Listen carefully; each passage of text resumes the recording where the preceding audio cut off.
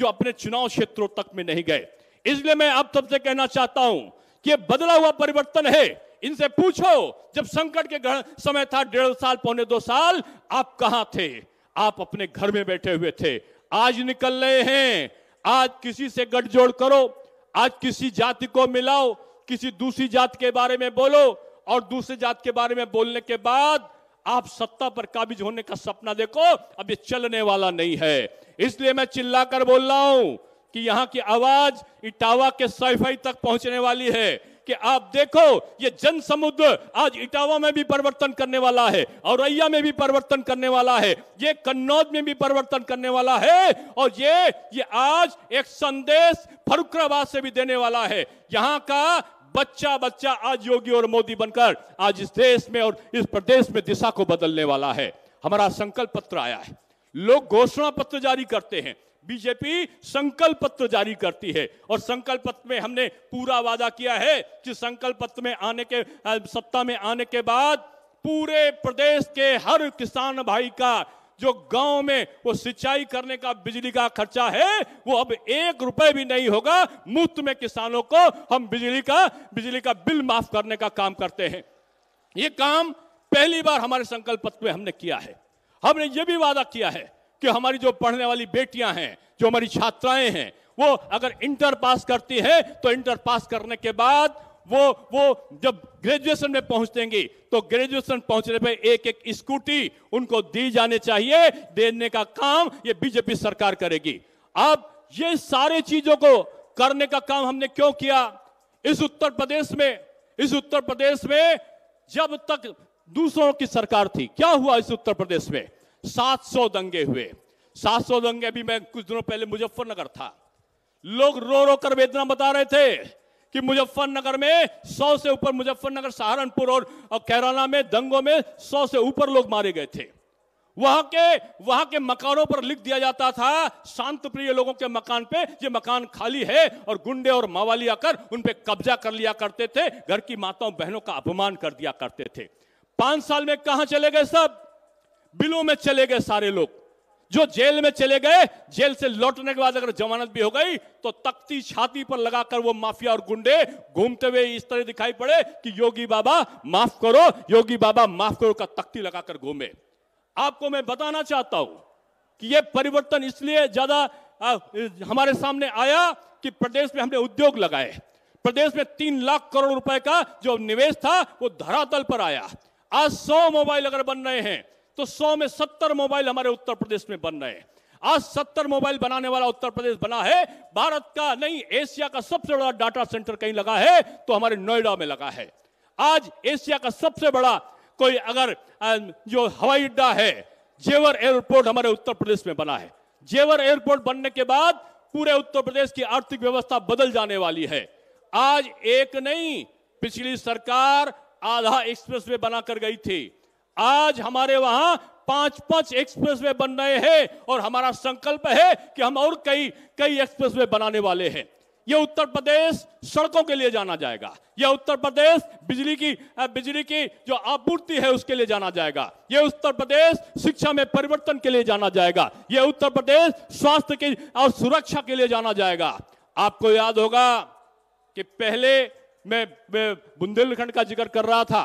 बुंदेलखंड के लोगों ने मुझे बताया कि साहब 2017 के पहले सड़क में गड्ढा या गड्ढा में सड़क पता नहीं चलता था। आज तो बुंदेलखंड एक्सप्रेसवे बन रहा है। आज तो वहां पर आयुध कारखाना बन रहा है। आज तो बुंदेलखंड में एक हर घर नल की योजना चल रही है। ये आपके कन्नौज में, आपके औरैया में, आपके इटावा में, आपके फर्रुखाबाद में हर घर नल की योजना का प्रारंभ करने का काम उत्तर प्रदेश सरकार ने संकल्प लिया है, और उसको हम पूरा करके मानेंगे कि हर गांव में भी हमारा जो है वो हर घर नल की व्यवस्था हो सके। इसकी तरफ हम तेजी से बढ़े। हमारे पौराणिक स्थलों का सौंदर्यीकरण हो, इसकी संकल्पना पूरे प्रदेश में करिए। लोग कहते हैं कि आप देखो आजकल सपने आने लगे हैं। एक बड़े नेता को सपना आता है। सपना किसको आता है? सपना उसको आता है जो सोता है। जो जागता है वो काम करता है और वो पाता है। जो सोता है वो खोता है। ये सोने वाले लोग तुमने सपना किस चीज का देखा है? तुमने केवल सपना देखने का काम किया है। हमने जनता के सपनों को पूरा करने का काम किया है। तुम 15 साल तक प्रत्यक्ष रूप में सत्ता में रहे। 2005 से लेकर और 2017 तक तुम सत्ता में रहे। तुमने कौन सा काम किया? आप काम गिनाने के बजाय आप जातिवाद को लेकर, आप योगी जी के ऊपर व्यक्तिगत आरोपों को लेकर अगर आप कोई आरोप लगाते हो तो उत्तर प्रदेश की जनता सुनने वाली नहीं है। आप सबसे मैं कहना चाहता हूं, यह उत्तर प्रदेश का परिदृश्य बदला है। उत्तर प्रदेश में अब इस प्रकार के लोगों का कोई स्थान नहीं बचा है। आप जानते हो, ये MIM का जो टीम है, ये ओवैसी जी ये हैदराबाद से बुलाए गए हैं, ममता बनर्जी ये बंगाल से बुलाई गई हैं, ये शरद पवार ये महाराष्ट्र से बुलाए गए हैं। आज पूरे देश की ऐसी शक्तियां जो मोदी जी को कमजोर करना चाहती हैं, जो योगी जी को कमजोर करना चाहती हैं, ये मिलकर आज ये राष्ट्रवाद को मानने वाले लोगों को चुनौतियां दे रही हैं। इसलिए मैं कहना चाहता हूं, हे राष्ट्रभक्तों, हे मोदी जी के सेनानियों, भूल जाओ प्रत्याशी कौन है, भूल जाओ कि हमारा प्रत्याशी के बारे में हमारे विचार क्या है। आज पूरा देश आपकी तरफ देख रहा है। ये सब मिलकर कोई भी ना कोई षड्यंत्र कर सकते हैं। ये ओवैसी जी बोलते हैं, पहले क्या था, ये सपा के लोग बोलते थे और पता चलता था कि शाही इमाम साहब आके विभिन्न प्रकार का आदेश जारी कर देते थे, फतवा जारी कर देते थे और लोगों में बंटवारा हो जाता था। अब की वो हिम्मत नहीं करे, अब की बंटवारा नहीं, अब की खुद ना करा के उन्होंने अपनी भाषा को बोलने के लिए अपनी बी टीम को बुलाया है। और ये बी टीम हैदराबाद से चलकर आके यहाँ पर बीजेपी के लोगों को, यहाँ पर मोदी जी और योगी जी को चुनौती देने का काम कर रही है। इसलिए आप सबसे मैं कहना चाहूंगा कि आज प्रश्न है कि इस उत्तर प्रदेश को बांटने का काम कौन कर रहे हैं। आज प्रश्न यह है कि यहाँ की भारत की संस्कृति का प्रतिपादन करने वाले कौन से लोग हैं। अभी तो सुना, कुछ लोग ये भी बोले, कुछ लोगों ने तो जो कहते थे शौचालय बना दो, कुछ लोग बोलते थे पंचायत घर बना दो, कुछ लोग बोलते थे विश्वविद्यालय बना दो, कुछ लोग बोलते थे चिकित्सालय बना दो। कहां पर? जहां पर रामलला विराजमान है वहां पर इस प्रकार की चीजों का निर्माण कर दो। ये बयान देने वाले लोग आज इनके पास में जवाब नहीं है। माननीय न्यायालय के आदेश के बाद भी आज जो सारी बाधाओं को दूर करने का काम उत्तर प्रदेश सरकार ने किया है, उसके बाद भी आप देखो, ये सपा के लोगों का सर्वोच्च नेता के बारे में देखो। क्या अखिलेश जी आज तक रामलला के दर्शन करने गए? क्या आदरणीय नेताजी मुलायम सिंह जी दर्शन करने गए? क्या सोनिया जी कांग्रेस की सर्वोच्च नेता दर्शन करने गई? क्या आदरणीय मायावती जी दर्शन करने गई? नहीं गई। क्यों? क्योंकि सांप्रदायिक ना हो जाए। अरे भारत की संस्कृति पर आस्था रखने वाले सांप्रदायिक हो जाएंगे और भारत की संस्कृति को गाली देने वाले धर्मनिरपेक्ष हो जाएंगे। कैसे चलेगा? हमारे हिंदुस्तान में दो तरीके की बातें। हिंदुस्तान में रहना है तो हिंदुस्तान में भारत की राष्ट्रभक्ति के प्रति अपना आचरण दिखाना चाहिए। हिंदुस्तान में रहने के बाद हिंदुस्तान के बारे में नहीं सोचना चाहिए। इसलिए मैं कहना चाहता हूं कि इसके प्रधान सेवक रामलला के मंदिर में रामलला के मंदिर की नींव रखते हुए दिखाई पड़ते हैं। प्रदेश के मुख्यमंत्री योगी आदित्यनाथ जी हाथ जोड़े हुए हवन करते हुए दिखाई पड़ते हैं। और तो और दीपावली आती है तो दीपावली के दिन हमने कथाओं में पढ़ा था कि रामलला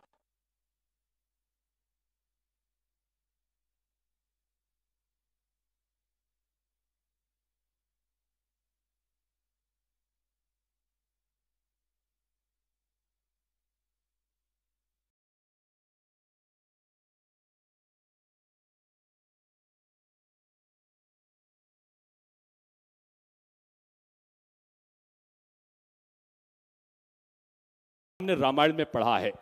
लेकिन इस उत्तर प्रदेश सरकार में मोदी जी के इस मार्गदर्शन में उत्तर प्रदेश के मुख्यमंत्री छोटी दिवाली के दिन जब अयोध्या जाते हैं, साधु संत सब इकट्ठा होते हैं और इकट्ठा होने के बाद सारा सरयू तट पे हजारों नहीं लाखों लाख दीप का प्रज्वलन होता है और आसमान से हेलीकॉप्टर पे प्रतीकात्मक रूप श्री राम लला, बजरंगबली, श्री हनुमान, वीरवर, लक्ष्मण और माता जानकी की झांकी जब उतरती है, पुष्पों की वर्षा होती है, साधु संत आशीर्वाद की मुद्रा में खड़े होते हैं और मुख्यमंत्री प्रदेश के नतमस्तक होकर रामलला के उस चित्र को प्रणाम करते हैं, तो लगता है इस भारत में, इस उत्तर प्रदेश में आज भारत की संस्कृति का प्रतिपादन किस प्रकार से हो रहा है।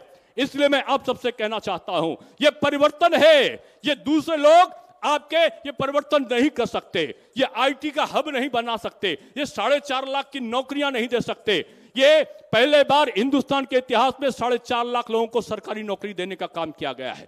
पहली बार 3.5 लाख लोगों को संविदा की नौकरी देने का काम किया गया है। 1,61,00,000 लोगों को आज निजी क्षेत्रों में नौकरी देने का काम किया गया है। करोड़ों लोगों को आज वन डिस्ट्रिक्ट वन प्रोडक्ट के माध्यम से नौकरियां देने का काम किया गया है। इसलिए यह उत्तर प्रदेश बदल रहा है मेरे भाई, ये उत्तर प्रदेश सड़कों के लिए बदल रहा है, ये उत्तर प्रदेश शिक्षा के लिए बदल रहा है, ये उत्तर प्रदेश स्वास्थ्य के लिए बदल रहा है, ये उत्तर प्रदेश सुरक्षा के लिए बदल रहा है। जहां पर कई जगह तो ऐसे अपराधग्रस्त हो गए थे कि हमारा उत्तर प्रदेश जो जाना जाता था साधु संतों के लिए, जो रामलला, भगवान कृष्ण और भगवान शंकर की स्थली के रूप में जाना जाता था, उस उत्तर प्रदेश में कट्टे और तमंचे के कारखाने पकड़े जाने लगे थे। ऐसा युग आ गया था कि आज एक इस प्रकार की अपहरण डकैती की बयार आ गई थी कि हमारा नागरिक असंतुष्ट होकर जीवन जी रहा था। ऐसे समय हमारे उत्तर प्रदेश में डिफेंस कॉरिडोर आ रहा है। अब यहां पर ऑटोमेटिक राइफल बनेगा, अब यहां आयुध का कारखाना लगेगा, अब यहां पर ब्रह्मोस मिसाइल बनेंगी। इस प्रकार का आचरण आज उत्तर प्रदेश में इस विकास की अवधारणा में चला है। इसलिए मैं कहना चाहता हूं कि आज चाहे इटावा हो, चाहे औरैया हो, चाहे आपका फर्रुखाबाद हो और चाहे आपका कन्नौज हो, आज एक नई कथा का कथानक लिखना जा रहा है। आज पूरा उत्तर प्रदेश का वातावरण बना है। आज पश्चिमी उत्तर प्रदेश में देखो, लोग तो ये कह रहे हैं कि जितना नया गठजोड़ करते हैं उतने बुरी तरह हारते हैं। आज पश्चिमी उत्तर प्रदेश में बुरी तरीके से जो विपक्ष का गठबंधन है पराजय की तरफ बढ़ा है। कहां पर बीएसपी रहेगी, कहां पर सपा रहेगी, कहां पर कौन और पार्टी रहेगी, दूसरे पर रहेगी कि तीसरे पर रहेगी, आज इसके लिए संघर्ष करते हुए दिखाई पड़े हैं। बीजेपी सभी सीटों पर पुराना अपना इतिहास न केवल दोहरा रही है बल्कि उससे भी ज्यादा सीटों की तरफ हम आगे बढ़ रहे हैं। इसलिए मैं कहना चाहता हूं कि एक भी वोट इधर से उधर नहीं जाने की जरूरत है, इनके बहकावे में आने की जरूरत नहीं है। आज सपा के लोगों को भ्रम में डालने का काम कर रहे हैं। और भ्रम में क्या डाल रहे हैं? अभी अखबार में निकला कि सपा के मुखिया कह रहे हैं कि हम मुफ्त में 300 यूनिट की बिजली देंगे, फार्म भर दो। आपने सुना होगा, अरे जब शासन में थे तो बिजली दे नहीं पाते थे, जब शासन में नहीं हो आपको तो आना ही नहीं है। आप ऐसी घोषणा कर दोगे जो आप कभी पूरी करने वाले नहीं हो, लेकिन फिर भी आप कहते हो फार्म भर दो। अरे इनसे पूछो, 2012 में फार्म भरवाया था, काहे का फार्म भरवाया था? आपने फार्म भरवाया था कि हम मकान देंगे, लोहिया आवास देंगे। 27 लाख फार्म भरवाए थे और 27 लाख फार्म भरवाने के बाद मकान कितने दिए? 2700 मकान भी आपने पूरे प्रदेश में नहीं दिए। फॉर्म भरवाए 27 लाख समाजवादी पार्टी ने और मकान 43 लाख देने का काम किया भारतीय जनता पार्टी ने। यह दोनों का परिवर्तन है मेरे भाई, आज यह दिशा का परिवर्तन है। आज ये पूरी इच्छा शक्ति के साथ ये पूरा जोर लगा के जो चल रहे हैं, इनका जोर अब बेजोड़ हो गया है।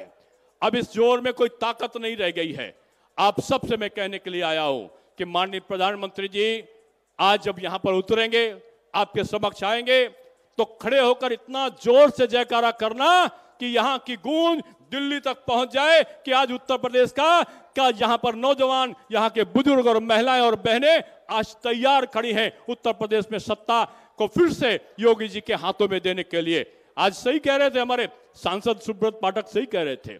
उसके बाद मुकेश राजपूत जी भी उस घटना को बता रहे थे अपराध की, किस प्रकार की घटनाएं यहां पर होती थी, किस प्रकार से लोगों का अपमान होता था। आज भी मैं तो युवा मोर्चे का अध्यक्ष होने के बाद मैं पर्यटन में था उस समय, और मैंने जब यहां की घटना सुनी तो यहां पर नीरज मिश्रा का जो हत्याकांड हुआ था, गला काट के सर कहीं और धड़ कहीं और फेंकने का काम किसने किया था? यही वो जघन्य अपराध करने वाले लोग कभी दुनिया में, कभी भी जिंदगी में क्षम्य नहीं हो सकते। आज उन्नाव में दलित हमारी बहन के साथ में कुकृत्य करने के बाद में उसकी हत्या करके आज एक समाजवादी पार्टी के नेता की जमीन पर उसको गाड़ने का जो आरोप समाचार पत्रों में आ रहा है, उसका जिम्मेदार कौन है? उसका जिम्मेदार कौन है? उसकी सजा किसको मिलनी चाहिए? अपराध और अपराधी को कभी भी प्रश्रय देने की जरूरत नहीं होती, लेकिन इन सारे लोगों ने आज उत्तर प्रदेश के वातावरण को खराब किया है। इसलिए मैं आप सबसे कहना चाहता हूं कि भारतीय जनता पार्टी आज पूरे प्रदेश में, आज चाहे शिक्षा के क्षेत्र में लो, नकल विहीन परीक्षा आपकी पहचान बनी है। मिस्टर ए की जगह बैठकर मिस्टर बी परीक्षा दिया करते थे। माध्यमिक शिक्षा के अंतर्गत सीसीटीवी कैमरे लगा के 1,94,000 सीसीटीवी कैमरे लगा के यहां पर यह व्यवस्था की गई कि नकल विहीन परीक्षा हो, और नकल विहीन परीक्षा के लिए आज पूरा उत्तर प्रदेश जाना जाता है। 250 के आसपास माध्यमिक विद्यालय बने हमारे प्रदेश में, 78 के आसपास डिग्री कॉलेज बने हमारे प्रदेश में, 12 के आसपास विश्वविद्यालय बनाने की प्रक्रिया अपने अंतिम चरण पे पहुंची हमारे उत्तर प्रदेश में। जिस उत्तर प्रदेश में शिक्षा का वातावरण खराब हो रहा था, वहां सत्र का नियमितीकरण हुआ। वहां पर रोजगार परक पाठ्यक्रमों को उसमें दिया गया कि हमारे बच्चे पढ़ते पढ़ते रोजगार पाले, इसके लिए रोजगार परक पाठ्यक्रमों को उसमें रखा गया। आप सबको मैं बताना चाहता हूं कि यही जो परिवर्तन है ना, यही आपकी दिशा को तय करेगा। यही परिवर्तन आपके भाग्य का निर्धारण करने वाला है। आज गड्ढे में सड़क और सड़क में गड्ढा नहीं है। आज चारों तरफ पुलों का जाल है, और मैं तो कहता हूं कि यहां तो ITI खुल रहा है, यहां अस्पताल खुल रहा है, यहां पर विभिन्न प्रकार के जगहों पर माताओं और बहनों के लिए गांव-गांव जाकर आज शौचालयों का निर्माण हुआ है। आज जाकर देखो तो आज हर लोगों को मकान देने का काम हुआ है। इसलिए ये परिवर्तन की जो लहर है ना, ये आज पूरे देश में गूंज रही है, और इसका गुंजायमान रखने के लिए आज ये सारा जो आपका जन समुद्र है, प्रधानमंत्री जी ऊपर से जब देखेंगे आपको ऊपर हेलीकॉप्टर से कि हमारा जो जन समुद्र खड़ा हुआ है, ये योगी जी की सेना, ये मोदी जी की सेना, हुंकार भर के आह्वान करो कि मोदी जी का जिंदाबाद करके एक साथ मोदी मोदी मोदी मोदी आवाज लगाओ, मोदी मोदी मोदी मोदी मोदी मोदी, इतनी जोर से लगाओ कि वहां तक आवाज जाए, और जोर से नारा लगाते हुए बताओ कि हम तैयार हैं। उनको यहीं से बता दो कि हम बीजेपी के लिए जीत के लिए तैयार हैं। बोलो, बीजेपी की जीत के लिए तैयार हो? जोर से बताओ, तैयार हो? हमारे प्रत्याशी जीतेंगे। बीजेपी का प्रत्याशी कौन? कमल का फूल। जरा जोर से बोलो, हमारा प्रत्याशी कौन? हमारा प्रत्याशी कौन? बीजेपी जीतेगी, सपा हारेगी, बसपा भागेगी, कांग्रेस जाएगी, भारत मां की जय होगी, योगी जी मुख्यमंत्री बनेंगे, योगी जी मुख्यमंत्री बनेंगे, मोदी जी का सपना पूरा होगा। या जोर से बताओ, पूरा होगा? अगर पूरा होना है ना, तो ये जो है, ये देख रहे हो उंगली, ये हाथ के पंजे की जरूरत नहीं है। अब ये कमल का फूल की जरूरत है। ये कमल का फूल कभी ना जाना भूल, अब की होगी ना कोई भूल, हमारा प्रत्याशी कमल का फूल। और ये अगड़ा, ये पिछड़ा, ये अनुसूचित, ये दलित, ये सामान सब मिल जाओ। अब कोई कुशवाहा नहीं, अब कोई राजपूत नहीं, कोई ब्राह्मण नहीं, कोई अनुसूचित नहीं, कोई जाटो नहीं, कोई वाल्मीकि नहीं, सब मिल गए। ये मिलकर उत्तर प्रदेश को ठीक करना है ना, तो दोनों हाथ को उठाओ, और मोदी जी जब तक ना आए तब तक जयकारा करते हुए बोलो, भारत माता की वंदे वंदे वंदे। और मोदी जी जैसे आए ना, तो ताली बजा बजा कर मोदी मोदी मोदी मोदी मोदी मोदी मोदी, योगी योगी योगी, जोर जोर से बोलो।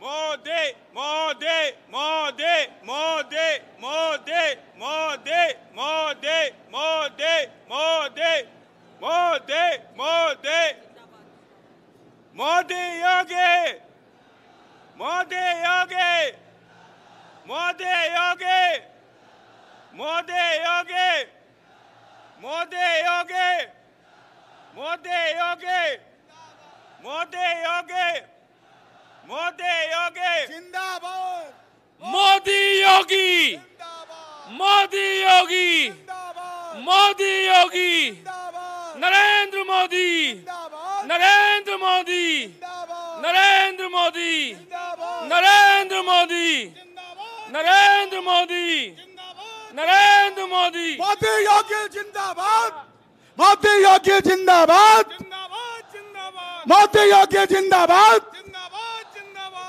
मोदी योगी जिंदाबाद, जिंदाबाद जिंदाबाद मोदी योगी जिंदाबाद, जिंदाबाद जिंदाबाद मोदी योगी जिंदाबाद, जिंदाबाद मोदी योगी जिंदाबाद, जिंदाबाद और मोदी योगी जिंदाबाद, जिंदाबाद और मोदी योगी जिंदाबाद, जिंदाबाद और मोदी योगी जिंदाबाद, जिंदाबाद जिंदाबाद और मोदी योगी जिंदाबाद, जिंदाबाद जिंदाबाद और मोदी योगी जिंदाबाद, जिंदाबाद और मोदी योगी जिंदाबाद, और मोदी योगी जिंदाबाद, जिंदाबाद जिंदाबाद और मोदी योगी जिंदाबाद, जिंदाबाद जिंदाबाद और मोदी योगी जिंदाबाद, जिंदाबाद जिंदाबाद और मोदी योगी जिंदाबाद, जिंदाबाद जिंदाबाद और मोदी योगी जिंदाबाद, जिंदाबाद जिंदाबाद और मोदी योगी जिंदाबाद, जिंदाबाद जिंदाबाद और मोदी योगी जिंदाबाद, जिंदाबाद जिंदाबाद और मोदी योगी जिंदाबाद। जिंदाबाद जिंदाबाद अभी आवाज नहीं आ रही मेरे मित्रों, जब तक प्रधानमंत्री जी मंच पर ना आ जाएं, आप लोगों की आवाज बंद नहीं होनी चाहिए। और मोदी योगी जिंदाबाद, और मोदी योगी जिंदाबाद, ताली बजाकर एक बार मोदी योगी जिंदाबाद, और मोदी योगी जिंदाबाद, और मोदी योगी जिंदाबाद, और मोदी योगी जिंदाबाद, और मोदी योगी जिंदाबाद, और मोदी योगी जिंदाबाद, और मोदी योगी जिंदाबाद, और मोदी योगी जिंदाबाद, जिंदाबाद जिंदाबाद और मोदी योगी जिंदाबाद, जिंदाबाद जिंदाबाद और मोदी योगी जिंदाबाद, और मोदी योगी जिंदाबाद, और मोदी योगी जिंदाबाद, जिंदाबाद जिंदाबाद और मोदी योगी जिंदाबाद, जिंदाबाद जिंदाबाद और मोदी योगी जिंदाबाद, जिंदाबाद जिंदाबाद और मोदी योगी जिंदाबाद,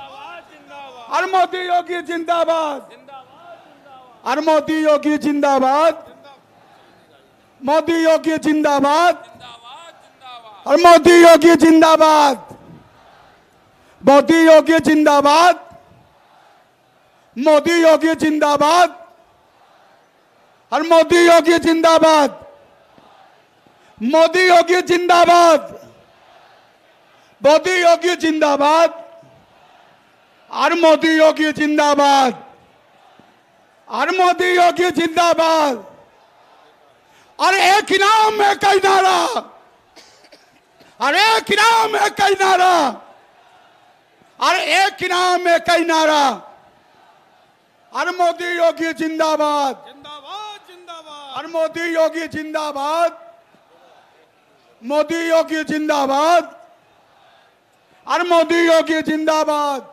जिंदाबाद और जिंदाबाद मोदी योगी जिंदाबाद, जिंदाबाद जिंदाबाद और मोदी योगी जिंदाबाद, जिंदाबाद जिंदाबाद और मोदी योगी जिंदाबाद, जिंदाबाद जिंदाबाद और मोदी योगी जिंदाबाद, जिंदाबाद जिंदाबाद और मोदी योगी जिंदाबाद, जिंदाबाद जिंदाबाद और मोदी योगी जिंदाबाद। मोदी योगी जिंदाबाद जिंदाबाद जिंदाबाद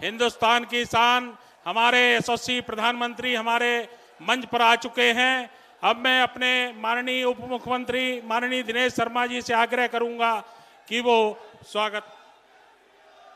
मैं इस धरती पर, ऐतिहासिक धरती पर माननीय प्रधानमंत्री जी का स्वागत करता हूं और आप सबसे केवल एक वादा करा के कि माननीय प्रधानमंत्री जी को वचन दो कि यहां पर बीजेपी जीतेगी और बीजेपी की सरकार बनेगी।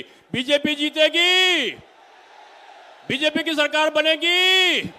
मोदी जी का सपना है कि उत्तर प्रदेश विकसित राज्य बने। बोलो, मोदी जी का सपना पूरा होगा। मैं माननीय प्रधानमंत्री जी से अनुरोध करता हूं कि हम सब का मार्गदर्शन करने का यहां पर कष्ट करें। माननीय श्री नरेंद्र मोदी जी।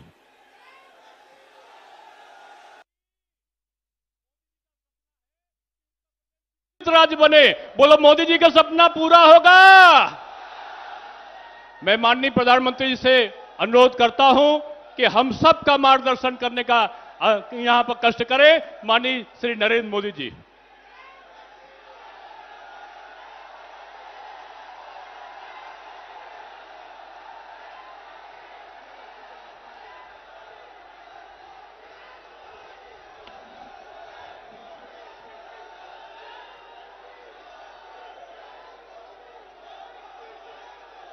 भारत माता की, भारत माता की। कन्नौज के सभी भाइयों बहनों को मेरा आदरपूर्वक नमस्कार।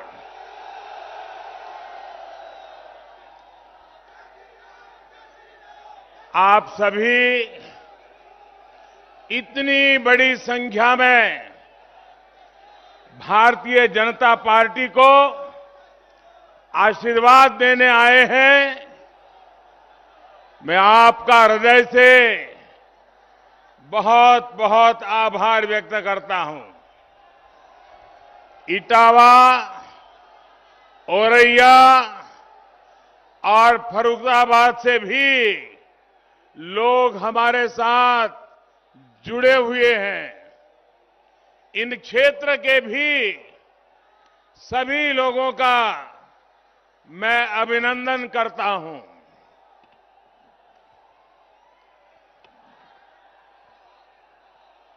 कन्नौज की आबो हवा में इत्र की खुशबू तो होती ही है,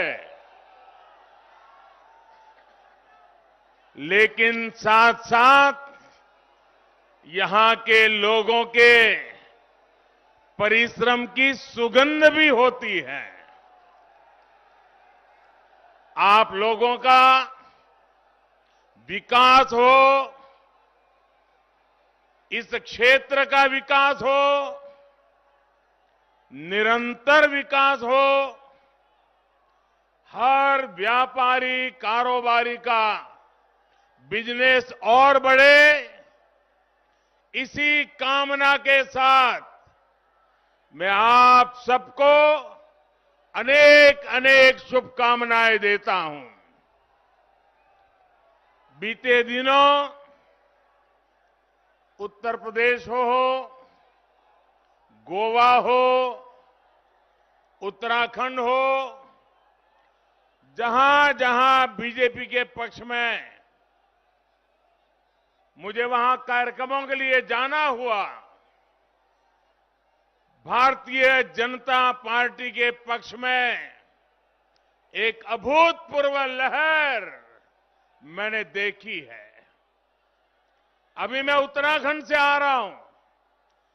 जो मिजाज उत्तराखंड मैंने देखा है, जो उत्साह और उमंग मैंने उत्तराखंड में देखा है, भाइयों बहनों, ऐसा लगता है कि भारतीय जनता पार्टी इन राज्यों में पहले से ज्यादा कैसे सीटें प्राप्त करे, ये जैसे जनता ने मन बना लिया है। और भारतीय जनता पार्टी की सरकार बनाने के लिए आज भाजपा का कार्यकर्ता जितनी मेहनत कर रहा है, उससे ज्यादा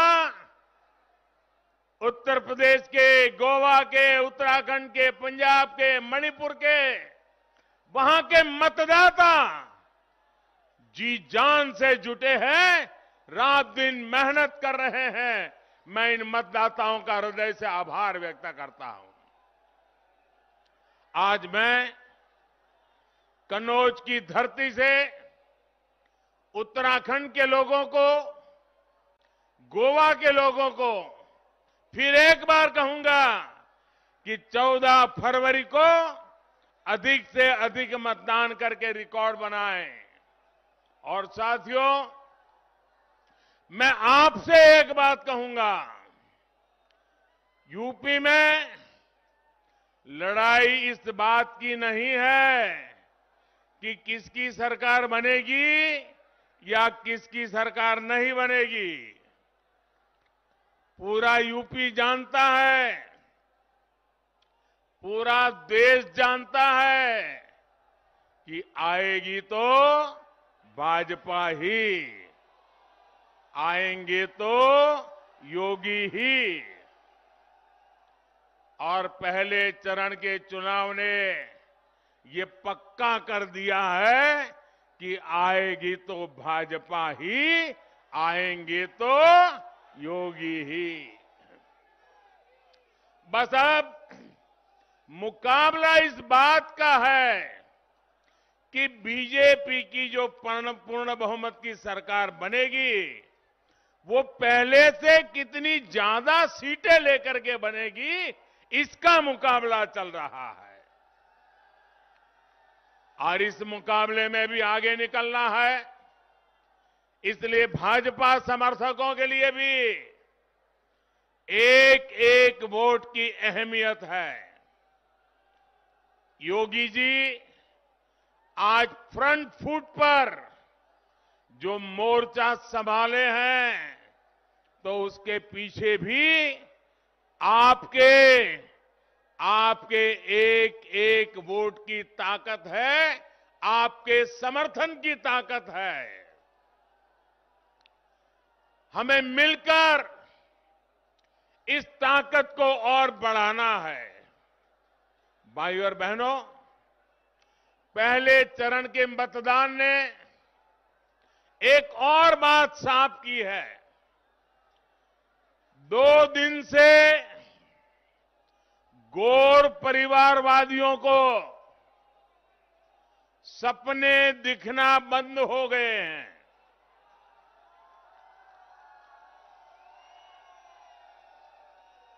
गौर परिवारवादियों को सपने दिखना बंद हो गए हैं।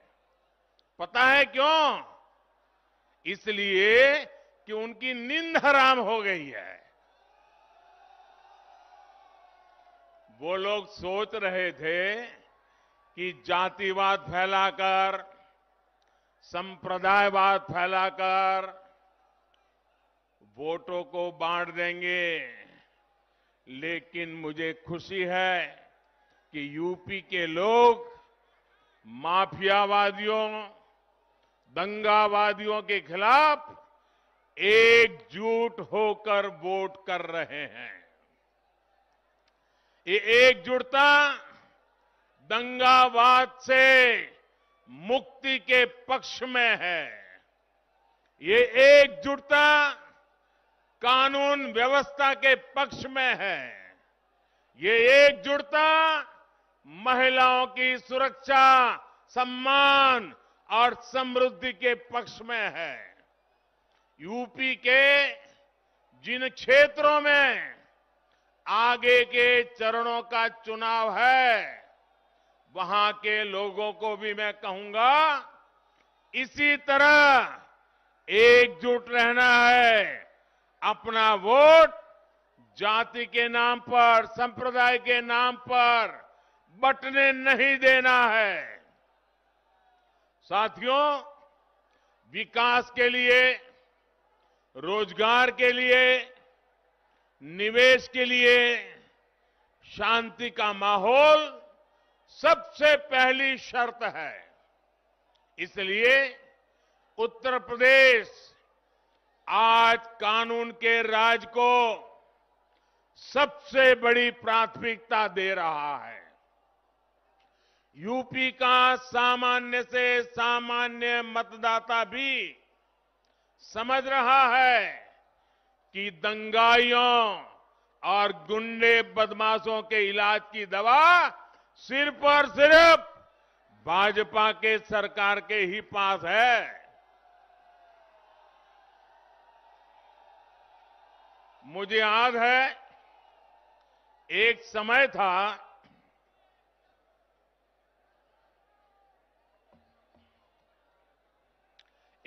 था जब गुजरात में भी ऐसी ही स्थिति थी। कांग्रेस के बरसों के शासन ने वहां ऐसी स्थितियां बना दी थी कि न व्यापार कारोबार फलता फूलता था, न लोग सुरक्षित महसूस करते थे, और हर साल अनेक दंगे होते थे। हर बार खबरें आती थी, वहां दंगा हो गया, वहां दंगा हो गया। वहां पर हर वर्ष जगन्नाथ जी पुरी में जैसे जगन्नाथ जी की रथ यात्रा निकलती है ना, वैसे अहमदाबाद में जगन्नाथ जी की रथ यात्रा निकलती है। और अनुभव यह है, पिछले बीजेपी सरकार आने से पहले 10 साल में 7 साल ऐसे जाते थे कि कोई न कोई दंगा हो जाता था। इतना ही नहीं, पतंग जगाने में दंगा, रास्ते पर आते जाते दंगा, यानी हर साल हर छोटी मोटी बात पे दंगे होते थे। और दंगों की वजह से कर्फ्यू लगता था, संपत्ति जलती थी, हत्याएं होना तो आम बात हो गई थी, लोगों को मोहल्ले के मोहल्ले खाली करके भागना पड़ता था, और इसके बाद खाली मकानों को सस्ते में खरीदकर उस इलाके की पहचान भी बदल ली जाती थी। इसी प्रकार के दुष्चक्र में गुजरात लंबे अरसे तक फंसा हुआ था। गुजरात के लोगों ने जब बीजेपी को मौका दिया तो स्थितियां बदलना शुरू हो गई। हमने सबसे बड़ी प्राथमिकता कानून व्यवस्था को दी, कानून के राज को दी। इसी का नतीजा है कि पिछले 2 दशकों से गुजरात में कोई बड़ा दंगा नहीं हुआ है। अब वहां हर वर्ग, हर संप्रदाय के लोग अपने विकास, गुजरात के विकास, देश के विकास में जुटे हुए हैं। और आप देखिए, सभी के प्रयासों से गुजरात भी किस तरह विकास की नई ऊंचाइयों को छू रहा है। कन्नौज के मेरे भाइयों बहनों, आप मुझे बताइए, हमें शांति चाहिए कि नहीं चाहिए? कानून का राज चाहिए कि नहीं चाहिए? दंगों से मुक्ति चाहिए कि नहीं चाहिए? गुंडागिर्दी बंद होनी चाहिए कि नहीं होनी चाहिए? माफियाशाही बंद होनी चाहिए कि नहीं होनी चाहिए? बेटियों को सम्मान की जिंदगी मिलनी चाहिए कि नहीं मिलनी चाहिए? व्यापारी सुख शांति से व्यापार करे, ऐसी स्थिति चाहिए कि नहीं चाहिए? ये काम भाजपा सरकार ही कर सकती है, योगी जी की सरकार ही कर सकती है। उधर साथियों, देखिए जगह कम है, लोग ज्यादा है, आप वहीं रहिए प्लीज, आगे आने की कोशिश मत कीजिए। आप वहीं रहिए, आपका प्यार मेरे सर आंखों पर भैया।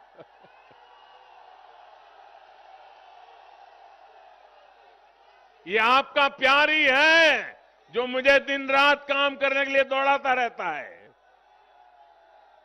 आपके प्यार को 100 सलाम।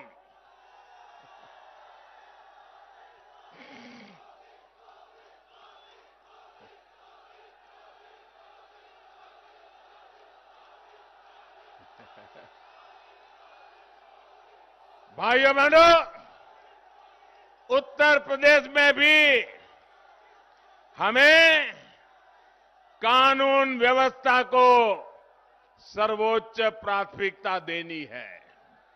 योगी जी के नेतृत्व में यूपी ने जिस प्रकार दंगों को रोका है, हमें उसे स्थायी स्वरूप देना है। दोबारा ऐसी हरकतों को उत्तर प्रदेश में पनपने नहीं देना है। भाइयों और बहनों, सिर्फ विकास की बातें करने से विश्वास नहीं आता, लेकिन जब नीयत साफ होती है, मेहनत दिन रात होती है, जनता के सुख दुख की चिंता होती है, तभी सामान्य मानवी के मन में विश्वास पैदा होता है। लेकिन जिनकी राजनीतिक बुनियाद अपराध, गुंडागर्दी और भ्रष्टाचार पर टिकी हो, वो कभी सुधर नहीं सकते। आप देखिए कैसे कैसे उम्मीदवारों को इन लोगों ने टिकट दिया है। इनके ज्यादातर उम्मीदवार हिस्ट्री सीटर हैं और उनकी तो हालत ऐसी है, कई लोग तो जेल से ही चुनाव लड़ रहे हैं। साथियों, लोकतंत्र की व्याख्या करते हुए पूरे विश्व में एक बात कही जाती है, लंबे अरसे से कही जाती है और कहा जाता है, government of the people, by the people, for the people. यानी जनता का जनता के लिए और जनता द्वारा शासन। हमारे देश की गैर परिवारवादी पार्टियों ने लोकतंत्र की इस भावना को ही बदल दिया। ये लोगों का मंत्र क्या बन गया है, ये लोग क्या कहते हैं, उनका सूत्र क्या है? Of the people, by the people, for the people नहीं, उनका सूत्र है परिवार का, परिवार के लिए, परिवार द्वारा शासन। Government of the family, by the family, for the family. इसलिए यूपी के लोगों ने फिर ठान लिया है कि उन्हें सिर्फ अपने परिवार के स्वार्थ के लिए काम करने वाले लोग अब उत्तर प्रदेश में नहीं चाहिए। यूपी के लोगों को तो पब्लिक की सेवा करने वाले लोग चाहिए, परिवार की सेवा करने वाले नहीं। इन गैर परिवारवादियों की कुनीति का एक गवाह कन्नौज का इत्र उद्योग भी है। इन्होंने अपने भ्रष्टाचार से, अपने काले कारनामों से यहां के इत्र कारोबार को भी बदनाम किया। इन्होंने इत्र को करप्शन से जोड़ दिया। हम इस इत्र को ग्लोबल ब्रांड बनाने में जुटे हुए हैं। दुनिया में कन्नौज के इत्र का डंका बजे, इसके लिए हम काम कर रहे हैं। साथियों, पहले की सरकारों के समय उत्तर प्रदेश के जिलों की पहचान, यहां पहले जिलों की पहचान कैसे होती थी? फलाना जिला, फलाना माफिया, वो जिला, वो माफिया, उधर वाला जिला, वो बदमाश। जिलों की पहचान ऐसे ही माफियाओं से होती थी। 5 वर्ष के भीतर भीतर अब योगी जी की सरकार के समय यूपी के जिलों की पहचान वहां के उत्पादों से हो रही है। 1 डिस्ट्रिक्ट 1 प्रोडक्ट के तहत योगी जी की सरकार ने औरैया के देसी घी को भी अंतर्राष्ट्रीय पहचान दिलाने में मदद की है। इटावा के बुनकरों द्वारा बनाए उत्पाद देश विदेश में धूम मचाए, इसके लिए भी प्रोत्साहन दिया जा रहा है। यूपी में ऐसे उत्पादों को अंतर्राष्ट्रीय मार्केट तक पहुंचाने के लिए भी काम हो रहा है। अब तो बुंदेलखंड एक्सप्रेसवे भी जल्द तैयार होने वाला है। इसका भी लाभ औरैया और इटावा सहित इस पूरे क्षेत्र को होने वाला है। साथियों, गांव, गरीब, किसान, पशुपालक सभी का जीवन बेहतर बनाने के लिए भी हम दिन रात काम कर रहे हैं। हमारे यहां पशुधन का क्या महत्व है, ये हमारे गोपालकों से बेहतर कौन बता सकता है। बीते वर्षों में हमारी सरकार ने गोबर धन योजना की शुरुआत की, राष्ट्रीय कामधेनु आयोग का गठन किया, डेयरी सेक्टर के इंफ्रास्ट्रक्चर के लिए हजारों करोड़ रुपए का विशेष फंड बनाया। हमने पहली बार पशुपालकों, मछली पालन से जुड़े लोगों को, उनको भी किसान क्रेडिट कार्ड की सुविधा हमारी सरकार ने दी है। साथियों, कोरोना की वजह से आज देश में लोगों के टीकाकरण की बहुत चर्चा हो रही है। कोरोना के कारण सबको पता है टीकाकरण कितना बड़ा काम होता है, कितनी मेहनत होती है, कितने लोग काम करते, सबको पता है।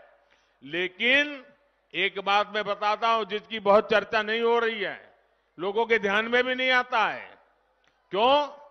बात ऐसी भी है, जैसे कोरोना के समय वैक्सीन की चर्चा होती है, हमने हिंदुस्तान में आजादी के बाद पहली बार सबसे बड़ा एक काम चलाया है, वो है पशुधन की सुरक्षा के लिए। पशुओं के लिए बहुत बड़ा टीकाकरण अभियान चलाया है। आजादी के बाद पशुओं के टीकाकरण का ऐसा अभियान देश में पहली बार शुरू हुआ है। इस पर सरकार 13,000 करोड़ रुपए से ज्यादा खर्च कर रही है।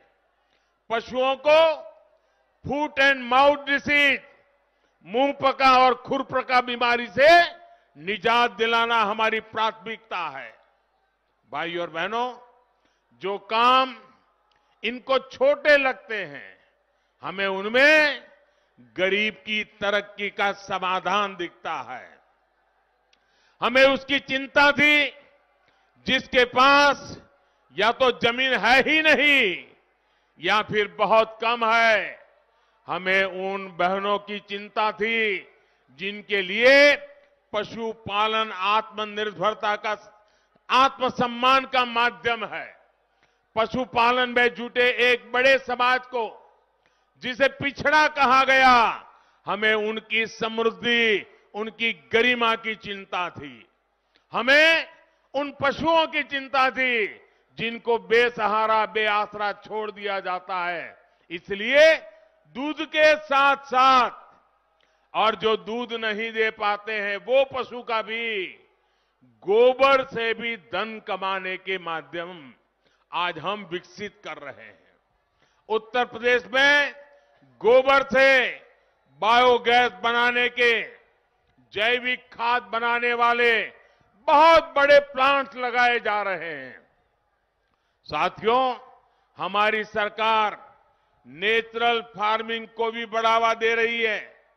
ये खेती का वो तरीका है जिसमें खेती पर खर्च ना के बराबर होता है, लेकिन उत्पादन और ज्यादा होता है।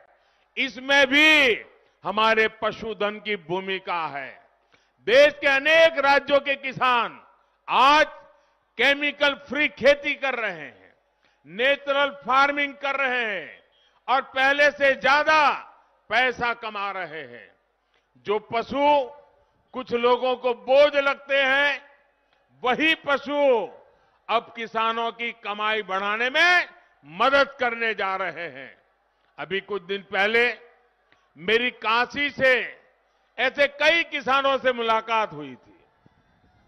नेचुरल फार्मिंग का ये तरीका उत्तर प्रदेश के छोटे किसानों के लिए भी बहुत लाभकारी है। उनके अनुभव सुनकर के मुझे इतना आनंद आया। उन्होंने खेती में क्रांति का काम किया है। भाइयों और बहनों, कनौज को विशेष ध्यान में रखते हुए हमारी सरकार एक और अभियान चला रही है। मधुमक्खी पालन को बढ़ावा देने के लिए भाजपा सरकार ने 500 करोड़ रुपए का एक राष्ट्रीय अभियान शुरू किया है। इससे यहां के लोगों को दो तरह के लाभ मिलेंगे। एक तो मधुमक्खियों से फूलों की खेती को मदद मिलेगी, यानी एक तरह से इत्र उद्योग को सीधी मदद मिलेगी। दूसरा ये कि यहां अलग अलग फूलों के रस से बने अलग अलग सुगंध और स्वाद वाले शहद का उत्पादन संभव होगा और वो बढ़ेगा, जिसका दुनिया के बाजार में बहुत बड़ी आवश्यकता है। इस तरह के आधुनिक प्रयासों की उम्मीद आप परिवारवादियों से कभी नहीं कर सकते। भाइयों बहनों, भाजपा सरकार वर्तमान के साथ ही भविष्य की चुनौतियों को देखते हुए भी निरंतर काम कर रही है। चाहे हर गरीब को पक्का घर देना हो, हर गांव को तेज इंटरनेट की सुविधा देनी हो, हर गांव को पक्की सड़कों से जोड़ना हो, हाईवे एक्सप्रेसवे बनाने हो, गांव के पास ही अच्छे भंडार, आधुनिक कोल्ड स्टोरेज, कृषि आधारित उद्योग लगाने हो, इसके लिए हमारी सरकार ने बड़ी बड़ी योजनाएं बनाई हैं। 44,000 करोड़ 44,000 करोड़ रुपए से अधिक केन बेतवा लिंक परियोजना इसी का एक उदाहरण है। ये जो गौर परिवारवादी बड़ी बड़ी घोषणाएं कर रहे हैं, वो इन्हीं योजनाओं के भरोसे उनको बोलना पड़ रहा है। लेकिन भाइयों और बहनों, केंद्र की योजनाओं का लाभ उत्तर प्रदेश को तभी मिल सकता है जब यहां बेहतर तालमेल वाली सरकार हो। गरीबों को घर देने में यूपी अव्वल राज्यों में रहा, क्योंकि यहां डबल इंजन सरकार है। गरीब बहनों को मुफ्त गैस कनेक्शन तेजी से मिले, क्योंकि यहां डबल इंजन सरकार है। लाखों किसान परिवारों को पीएम किसान सम्मान निधि मिला, क्योंकि यहां डबल इंजन की सरकार है। आयुष्मान भारत योजना के तहत लाखों मरीजों को मुफ्त इलाज मिला, क्यों? क्योंकि यहां डबल इंजन की सरकार है। दशकों पुरानी सिंचाई परियोजना पूरी हुई, हर घर जल योजना पर काम हुआ, क्यों? क्योंकि यहां पर डबल इंजन की सरकार है। साथियों, ये डबल इंजन की सरकार ही है जिसके कारण 100 साल के सबसे बड़े संकट का, कोरोना महामारी का यूपी ने डटकर मुकाबला किया। ऐसा संकट अगर उनके जमाने में आया होता, 2017 से पहले आया होता, तो उत्तर प्रदेश को बहुत बड़ी समस्या हो जाती। इनका काम तब भी बोलता था कि यूपी के लोगों के विरोधी है, इनका काम अब भी यही बोलता है। इन्होंने मेड इन इंडिया टीकों को भाजपा का टीका बताकर गरीबों के जीवन से बहुत बड़ा खिलवाड़ करने की कोशिश की। हमारी सरकार पूरी शक्ति से जुटी है कि यूपी के एक एक गरीब को कोरोना की वैक्सीन लग जाए। लेकिन इन लोगों ने इस अभियान में भी बाधा डालने की कोशिश की। आप अंदाजा लगाइए साथियों, अगर गरीबों को कोरोना वैक्सीन नहीं लगी होती तो इस लहर में मेरे सभी भाइयों बहनों का, मेरे उत्तर प्रदेश के नागरिकों का क्या हाल हुआ होता। हमारी सरकार ने गरीब का, सामान्य मानवी का जीवन बचाने के लिए सबको मुफ्त वैक्सीन लगवाई और आज भी लगवा रही है। मैं कन्नौज के इटावा, औरैया, फर्रुखाबाद और यूपी के हर व्यापारी, हर कारोबारी, हर दुकानदार से एक बात विशेष तौर पर कहूंगा। एक बार सोचिए कि अगर हमारी सरकार ने तेजी से सबको वैक्सीन लगवाई न होती, अगर हम ये काम न कर पाते तो क्या होता। आज देश की अर्थव्यवस्था आगे बढ़ रही है, बाजारों में हलचल बढ़ रही है। क्या बिना वैक्सीन ऐसा संभव होता? और अगर 1-2 साल और निकालने पड़ते तो न जाने मेरे कितने परिवार तबाह हो जाते। साथियों, याद रखिए, मोदी विरोध में जो गरीब के जीवन से खेल सकते हैं वो लोग क्या क्या नहीं कर सकते। डबल इंजन की सरकार है, इसलिए आज यूपी 100% टीकाकरण की तरफ तेजी से बढ़ रहा है। साथियों, इस कोरोना काल ने एक और बात का एहसास सबको कराया है। इन घोर परिवारवादियों ने, उनके जो राशन माफिया, अगर इस कोरोना काल में होते तो यूपी के गरीबों को ये मुफ्त राशन पहुंच रहा है, पहुंचता क्या? ये राशन मिलता क्या? गरीबों का चूल्हा जलता क्या? मेरे प्यारे भाइयों बहनों, यूपी के गरीबों, दलितों, पिछड़ों को तो भूखमरी का सामना करना पड़ता। दिल्ली से जो राशन हम भेजते उसको इनका माफिया अपने गोदामों में बंद कर देता, ब्लैक में बाजारों में बिकवाता। ये डबल इंजन की सरकार है जो महामारी के इस समय में बीते कई महीनों से गरीब को मुफ्त अनाज दे रही है। और यूपी के लोग, यूपी के गरीब, याद रखें, इन घोर परिवारवादियों की आंखों में ये गरीब कल्याण की योजनाएं उनको खटक रही है। पहला मौका मिलते ही वो इन योजनाओं को, उसका लाभ गरीबों तक पहुंचना बंद कर देंगे और उनकी ये माफिया कंपनी, कटकी कंपनी सब कुछ तबाह कर देगी। भाइयों और बहनों, डबल इंजन सरकार कैसे काम करती है वो शिक्षा और स्वास्थ्य के क्षेत्र में भी दिखता है। यहां स्वास्थ्य सुविधाओं के अभाव में गरीबों को, हमारी बहनों को लखनऊ, दिल्ली तक जाना पड़ता था, लेकिन अब medical college, super speciality hospital, paramedical institute यही बन रहे हैं। इससे स्वास्थ्य सुविधाएं तो बेहतर होगी ही, यहां के युवाओं के लिए डॉक्टरी और पैरामेडिकल के क्षेत्र में जाने का एक अवसर भी बढ़ेगा। और जितनी मात्रा में हम मेडिकल कॉलेजेस बना रहे हैं, इतना ही नहीं, अब हमारे यहां मेडिकल कॉलेज में अपनी भाषा में, अपनी मातृभाषा में हमारे नौजवान पढ़ सकेंगे। हमारी बेटियां पढ़ सकेगी। इसका मतलब ये हुआ कि जो अंग्रेजी नहीं पढ़ा है, जिसको गरीबी के कारण अंग्रेजी की शिक्षा नहीं मिली है, वो परिवार का बच्चा भी अगर उसमें दमखम है तो हिंदी में पढ़ करके भी वो डॉक्टर बनेगा और अपनी जिंदगी भी बनाएगा।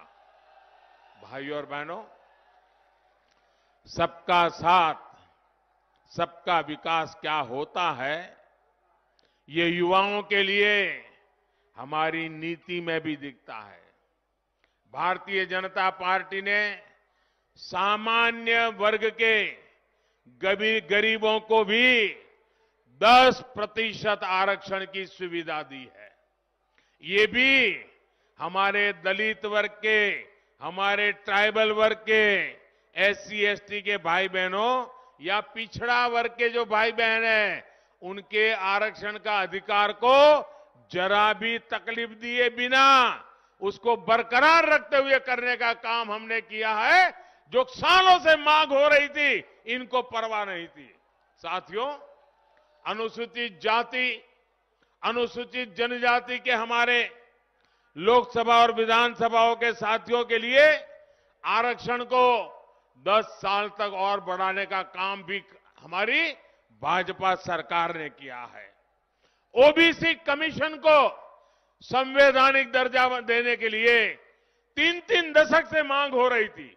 इतनी सरकारें आई, यहां के ये सपा वाले भी उस सरकार में भागीदार थे, लेकिन उन्होंने कभी ओबीसी को यह अधिकार नहीं दिया।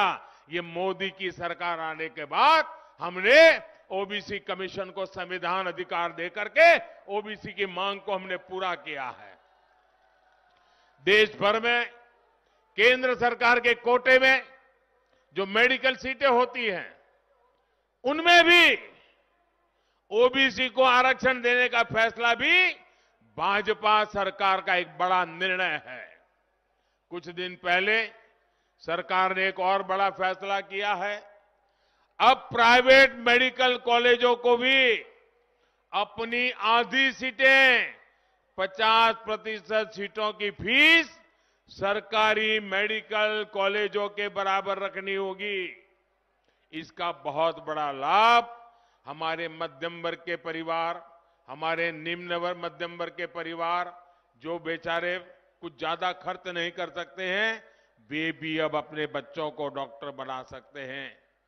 भाइयों बहनों, गरीब, दलित, पिछड़े वर्ग के लोग भी ये जो हमने सारी व्यवस्थाएं बदली है, आराम से वो अपने सपने पूरे कर सकते हैं। साथियों, राष्ट्रीय शिक्षा नीति की वजह से भी उत्तर प्रदेश के युवाओं को बहुत मदद मिलने वाली है। हिंदी मीडियम में, जैसे मैंने कहा, ये पढ़ने वाले छात्रों को भी, गांव और गरीब परिवारों के युवाओं को भी डॉक्टर बनना है, इंजीनियर बनना है, टेक्निकल एजुकेशन लेना है, वो आराम से ले पाएगा। उसको जो मुश्किलें आती थी वो अब जाएगी। और इसलिए भाइयों बहनों, हमने पढ़ाई में ये सारे विकल्प आप भी दिया हुआ है।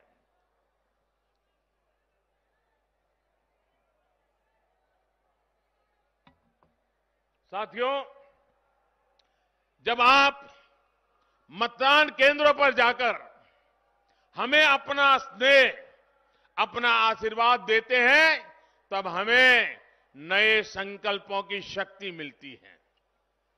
सुविधा, सुरक्षा और सुअवसर देने के इस अभियान को हमें जारी रखना है। यूपी को दंगा मुक्त रखने के अभियान को हमें सशक्त करना है।